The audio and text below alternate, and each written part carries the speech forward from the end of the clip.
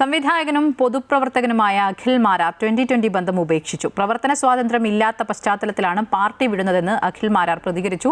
Sabu M ജേക്കബിനെതിരെ ഗുരുതരമായ സാമ്പത്തിക ക്രമക്കേട് ആരോപണവും അഖിൽ ഉയർത്തിയിട്ടുണ്ട്. അതേസമയം അഖിൽ മാരാർ പാർട്ടിയുടെ ഘടകങ്ങളിൽ അംഗമായിരുന്നില്ലെന്നും തെരഞ്ഞെടുപ്പ് മുന്നിൽ കണ്ട് മാത്രമാണ് അഖിൽ പാർട്ടിയിലേക്ക് എത്തിയതെന്നും സാബു എം ജേക്കബ് പറഞ്ഞു. കഴിഞ്ഞ നിയമസഭാ തിരഞ്ഞെടുപ്പിലാണ് അഖിൽ മാരാർ 2020-ൽ ചേർന്നത്. കോൺഗ്രസ് സ്ഥാനാർത്ഥിയാകുമെന്ന ചർച്ചകൾ സജീവമായിരിക്കെ വളരെ പെട്ടെന്നാണ് അഖിൽ 2020-യുടെ ഭാഗമായത്. കൊട്ടാരക്കരയോ തൃപ്പൂണിത്തുറയോ എവിടെയെങ്കിലും മത്സരിക്കാൻ സന്നദ്ധത അറിയിച്ചെങ്കിലും അഖിലിന് മത്സരിക്കേണ്ടി വന്നത് തൃക്കാക്കരയിലായിരുന്നു. തൃക്കാക്കരയിൽ അഖിൽ 3ാം സ്ഥാനത്തേക്ക് പോവുകയും ചെയ്തു. തിരഞ്ഞെടുപ്പിന് ശേഷം 2020-യുടെ രാഷ്ട്രീയ വേദികളിൽ നിന്നും മാറിയുന്ന അഖിൽ ഇപ്പോൾ ഔദ്യോഗികമായി പാർട്ടിയോട് ബൈ പറഞ്ഞു. വ്യക്തികേന്ദ്രീകൃതമായ നിലപാടുകളോട് കലഹിച്ചാണ് അഖിലിന്റെ പടിയിറക്കം. 2.5 മാസമായി ഞാൻ പലപ്പോഴായിട്ട് അദ്ദേഹത്തിനെ വിളിക്കുന്നു, മെസ്സേജ് അയക്കുന്നു, പല കാര്യങ്ങളും കമ്മ്യൂണിക്കേറ്റ് ചെയ്യുന്നു. ഇന്നിപ്പോൾ നമ്മളിവിടെ ഒരു വീട് വെച്ച് കൊടുക്കുന്നുണ്ട്. ആ വീടിൻ്റെ കാര്യം ഞാൻ പറഞ്ഞു. ഒരു നല്ല കാര്യം ആണ് ചെയ്യുന്നതെന്ന് ഒരു മറുപടി ഇടുന്നില്ല. എൻ്റെ കൂടെ തെരഞ്ഞെടുപ്പ് പ്രവർത്തനത്തിൽ വന്ന ഒരു ചെറുപ്പക്കാരൻ്റെ കിഡ്നി മാറണം എന്ന സാഹചര്യം ഞാൻ പറയുമ്പോഴും ഒരു മറുപടിയില്ല. നമ്മൾ പല കാര്യങ്ങൾ പറയുമ്പോഴും അദ്ദേഹത്തിൻ്റെ സ്വന്തം താല്പര്യം മാത്രമാണ് ലക്ഷ്യം. ഞാൻ എന്തായാലും വന്നു, ഇവിടെ തന്നെ നമുക്ക് മുന്നോട്ട് പോകാം. പല കാര്യങ്ങളും ഞാൻ അദ്ദേഹത്തോട് സംസാരിച്ചു.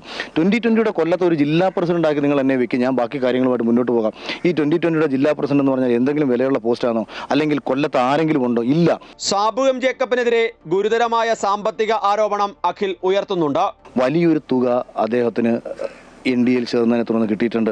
ഇതിൻ്റെ പഴി ഞാൻ എന്തിനാ കേൾക്കുന്നത്? അല്ലെങ്കിൽ മത്സരിച്ച മറ്റൊരു സ്ഥാനാർത്ഥി എന്തിനാ കേൾക്കുന്നത്?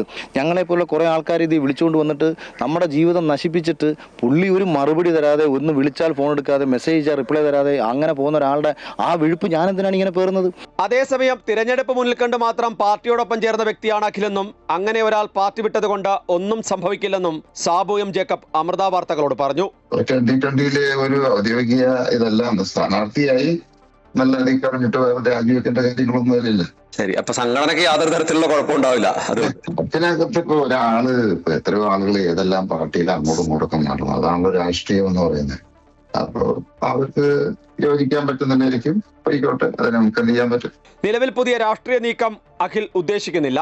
സ്വതന്ത്രനായി പൊതുപ്രവർത്തനം സജീവമായി കൊണ്ടുപോകാനാണ് ലക്ഷ്യമെന്ന് അഖിൽ അമൃത ന്യൂസിനോട് വ്യക്തമാക്കി. അതേസമയം അഖിലിന് പിന്നാലെ കൂടുതൽ പേർ പാർട്ടി വിടുമോ എന്നുള്ളതാണ് എല്ലാവരും ഉറ്റുനോക്കുന്നത്. അമൃത ന്യൂസ്, കൊച്ചി.